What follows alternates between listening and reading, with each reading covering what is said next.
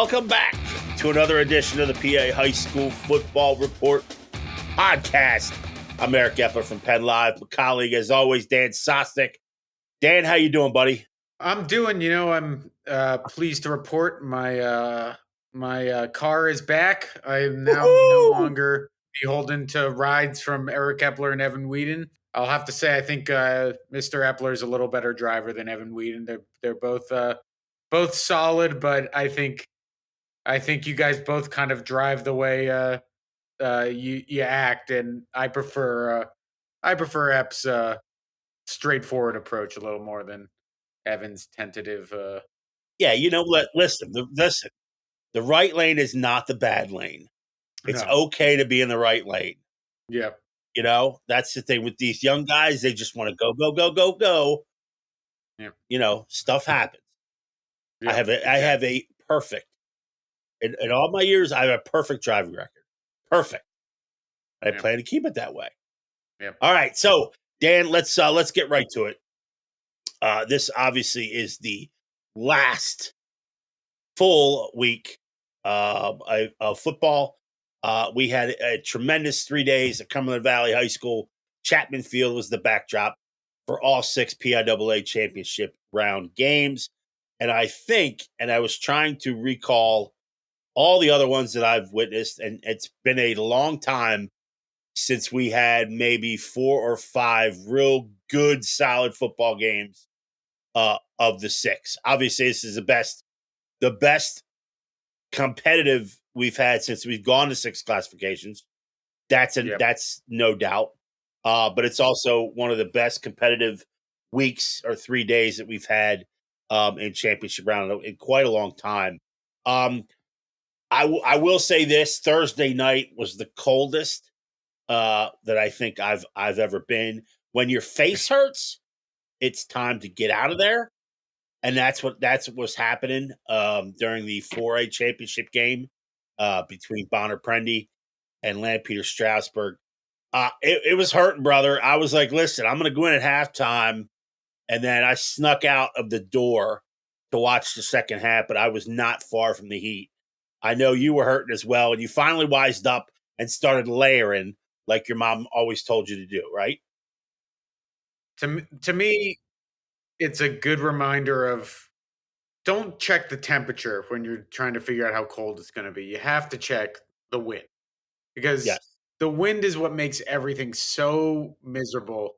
And it just felt like it was designed by, you know, by some higher being to just make us feel that wind in our face all night long. Luckily, they had some heaters out there, found a good spot.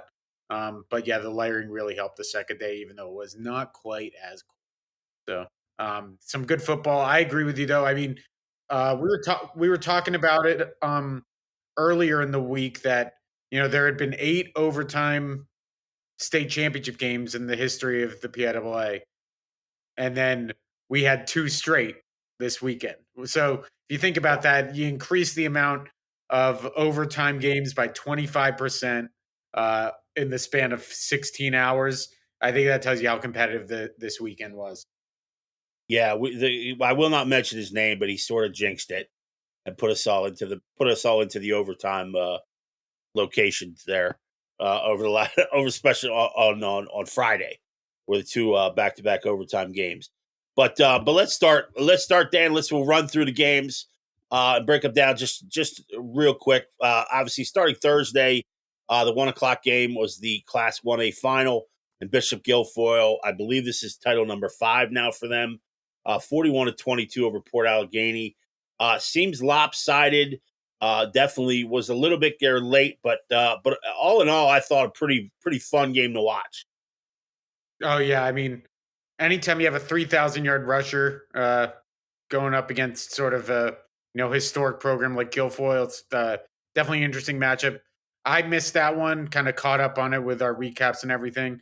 It seems like the score was not indicative of how competitive that one was. So congrats to both teams. Congrats to Port Allegheny, who I don't think many people pegged to even getting there with that Fort Cherry matchup. And yeah, congrats to Bishop Guilfoyle, another state title. No one outside of Port Allegheny thought that they were going to get by Fort Cherry. No one, absolutely zero. So congratulations to the Gators. Aiden Bliss, obviously their bell cow. The District 6 champs had a lot of trouble stopping him. But Bliss had 249 rushing yards in this one, 3 TDs. He came in, I believe, at 3,180. So you can do the math, and that is one hell of a football season. But Guilfoyle comes up with 41-22 win. Okay, we mentioned Bonner Prendy and Lampeter Strasburg. The Friars, of course, 40-14 in this one. Both squads were making their PIAA championship round debut, Dan. But the Friars were a bit faster and a bit angrier, and sort of had their way here. Running back Mick Johnson was the man of the hour for Bonner.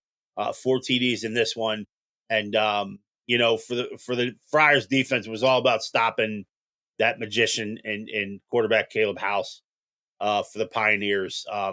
He had some big plays here and there, but when you hold that guy to around 115 total yards, that's pretty good for your end.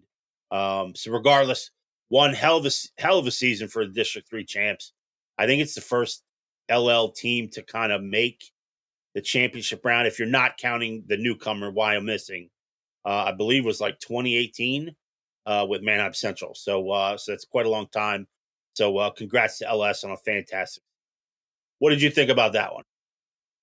Yeah, I was just really impressed with Mick Johnson. Um, Obviously, LS is kind of what we're a little more familiar with, just being in District 3, kind of following them, kind of tangentially based on, following the 4A power rankings and things like that. And they were coming off that super impressive win over TJ. Um, but man, Bonner Prendergast, reading up more on them and that program and what their coach has done to kind of build that program up. Used to be Monsignor Bonner. I did not pronounce. I can't pronounce French words or anything like that. But Monsignor, I think is maybe the correct pronunciation. But Bonner Prendergast, um, heck of a job building that program up. Yep, and Monsignor.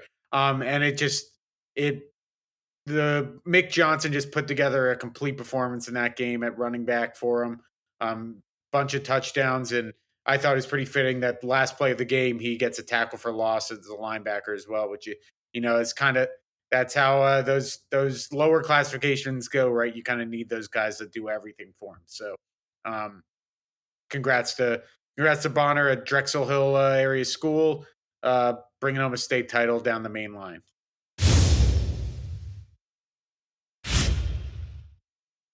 All right, let's move on to Friday. Two absolute barn burners, both overtime games here. Troy, um, 25, Central Clarendon 24. Oh, Troy wasn't in overtime.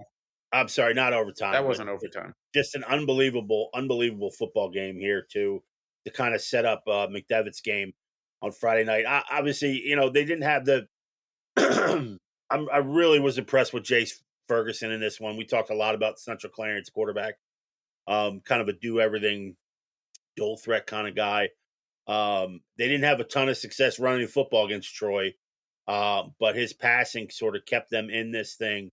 Um, in the end, though, Mason Smith touchdown run inside of 130 to go was the difference here for the Trojans. Congratulations to them, and like I said, this really set the tone for the night game. Yeah, I kind of got there at the tail end. When you see the kick falling short, tough way to lose, but a really great game. And obviously Troy, kind of you don't see, uh, you haven't never seen them win a title before. They usually kind of run into that big bad wolf of Southern Columbia. So, um, you know, we kind of talked about it, right? To you the last thing you want is to kind of slay that dragon and then not get the job done. And it was a really tough battle. I know you had Central Cambria winning. I had Troy. I think Pick'em was clearly the right call because those were two pretty evenly matched teams, and just comes down to kicking on a cold day versus a warm day, probably. Yeah, speaking of kick, Aiden Grella had a pretty important kick here in the night game, the 5A championship. Bishop McDevitt comes up with a 34-31 overtime victory over Roman Catholic. This one was dynamic in every way possible. Aiden Grella, who's been a weapon for him, missed a couple of weeks. in the postseason with mono. Came back in the semifinals against Pine Richland. Devitt gets by the Rams, and of course sets up against the Kaolites in this one. There were a lot of athletes on this field, man. A lot of star power. Obviously, starting with Bishop McDevitt quarterback Stone Saunders, who was chasing yet another record. When you look back on this one, what are the things that stand out to you? I mean, the first thing is I thought it was one of, I think Stone Saunders ended his high school career with one of his best games that he's played. The pick six late was really not his fault. It went off the hands of Nazir Jones Davis, just kind of wrong place, wrong time. His one touchdown to Dominic Diaz Ellis, I think he admit kind of lucky it wasn't picked off, but it's a touchdown. And then after that throw, though, I thought he was on the money. A lot of really tough throws, really great anticipation. Um, and just him setting the record on a perfect toss to Dominic Diaz Ellis, who's been his man all year long. Jonte Quick making all these big plays. Um, it was the story of kind of Bishop McDevitt this year of them kind of getting punched in the mouth and being able to deal with it, which I think even Jeff Wechter and Stone Saunders would say they were able to do early last year, and then when it finally happened late, they weren't able to battle back. This year, it was kind of the opposite, right? They they kind of got hit with some adversity earlier in the year, faltered in those games, especially the Harrisburg game, the State College game. They battled back but couldn't finish the job. But then those games kind of made them tougher for this moment when they fall behind late in the state championship game, and tie it up. I mean, even Aiden Grella missing that kick uh, to end regulation, only to make it later. This doesn't matter how it looks. You don't get extra. You don't get 4 points for style. Went over the crossbar. So um, just a heck of a job. First senior class in Bishop McDevitt history, obviously, to win two state titles. Um, and just a bunch of guys. A shout out to Lucas Lawler, heck of a football career. Um, and he still has his wrestling. He's looking for a state title in wrestling as well. Wrote a little something about him. He's the guy that carries the cross. Jeff Wechter shouted out him and Stone Saunders as the two guys that really led the team all year. They embraced at the end. Um, just a special group of kids. We'll see if they can continue this success because they do have a lot of talent returning back. A lot of talent, but they'll be missing number 8 under center, so that's going to be the big question. But would not shock me if they are back in Chapman Field even without Stone Saunders next year. Yeah, I think it was um an important ending for McDevitt, if you will. Obviously, a lot of people talking about the bump to 5A. Can they, are is it going to be as easy for them in the Commonwealth Division week to week? I think we proved it that it's not. But those losses you mentioned really sort of galvanized this team, and this team really, once I got to believe, on the bus ride home from Northern Lehigh last year when they lost to Dallas, this was something that they just were not going to allow to happen again. That feeling was just awful for them, on a team they knew they should have beaten, and they weren't. Either you're not prepared, or things just didn't go right, or ill-advised fumble here and there, and to lose the overtime to that Dallas team was very disappointing for them, because I think they really thought that they could win 2-3 in a row. So now they got the second one in 3 years, and it was a fantastic football game. And hats off to Roman Catholic too. It's a really good football team. And we saw a lot of speed and a lot of athleticism on that field, and that was a joy to watch that one for sure. All right, let's turn to Saturday, Dan. Another barn burner. We had a walk off here.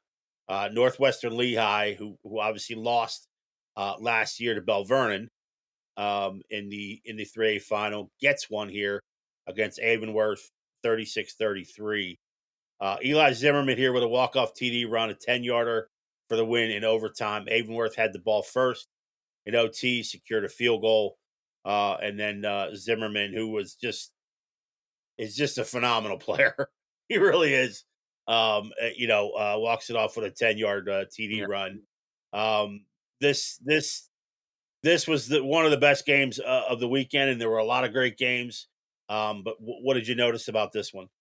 I mean, it felt like neither team could get a stop towards the end, and even if when they did get a stop, it wasn't like a dominant three and out. It was both teams were kind of doing what they wanted, playing the way they wanted to, and it just kind of came down to you know the last series, and it was in overtime when Avonworth has to settle for the field goal. They get close, can't punch it through, and then you mentioned him. Eli Zimmerman is just he's as close as you can come to calling a kid a dog, right? Like he is that dog of a football player. Um, just scampers outside, runs for a 10-yard score.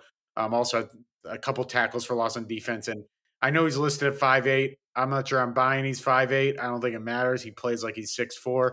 Um, and they talked afterwards about how they were playing for their late teammate Tucker Westner, who passed away after falling off of I believe he fell off a moving truck in the summer. So heavy hearts in that program.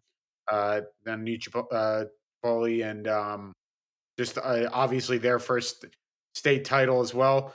Believe they became the first PIA program to win three state titles in a season, in like a fall, winter, spring, where all three teams were undefeated because both their Yeah, boys and girls soccer team also won state titles as undefeated teams. So really good year for Northwestern Lehigh. After disappointment last year, Avonworth seems like a program on the rise that will try to battle back and get there again because you know they battled all afternoon.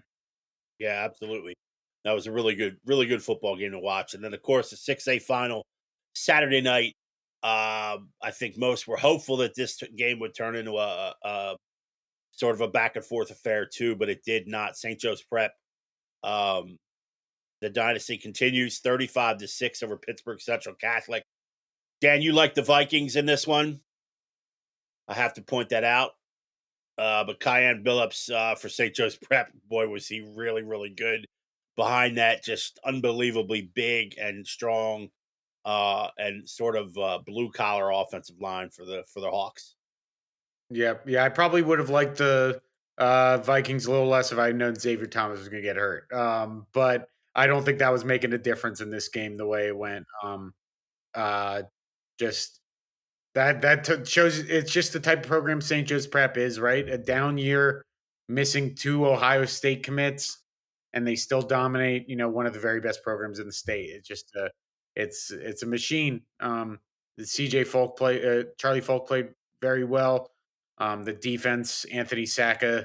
Have a feeling we'll be hearing it. We'll be hearing Jason Garrett say his name a lot on NBC broadcasts on Saturday at Notre Dame.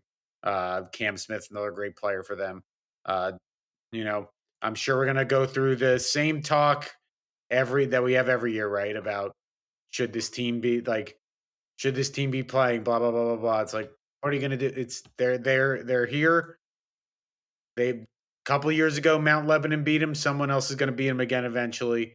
I think it's up to these 6A programs to, you know, find a way to do it because I don't think it's impossible. We've seen LaSalle literally beat them this year, um, but wasn't meant to be on Friday, Saturday night. They played a whale of a football game.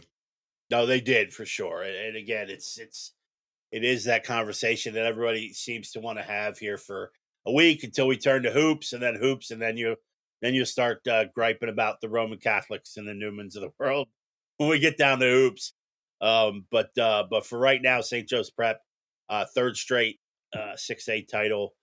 They have been in every 6A final, I believe, except one, since the state expanded to six classes in 2016.